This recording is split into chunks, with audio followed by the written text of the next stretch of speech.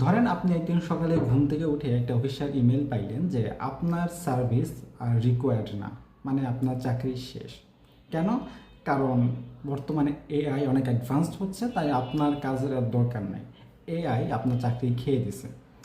এখন আপনার সামনে দুইটা ওয়ে আছে। একটা হচ্ছে যে আপনি এখন হাই হাই শুরু করলেন, কান্নাকাটি শুরু করলেন এবং ওয়েট করতে থাকলেন যে এআই কবে আবার ফিরে যাবে এবং আপনি আপনার আগের পজিশনে একটা চাকরি পেয়ে যাবেন। দ্বিতীয় একটা ওয়ে হচ্ছে আপনি এই চেঞ্জটাকে অ্যাকসেপ্ট করেন, অ্যাডাপ্ট করেন, আপনি এআই স্কিলগুলো শিখেন আর নতুন কোনো একটা কেরিয়ার গড়ে তোলেন। সো এই সেকেন্ড যে স্টেপটা, এটা হচ্ছে সাকসেসের ফর্মুলা। সো আপনার লাইফে সেটা কোনো হ্যাবিট হোক, প্রফেশনাল হোক, এই ধরনের চেঞ্জেসগুলো আসবেই আর এইটাকে সবসময় পজিটিভলি নেবে।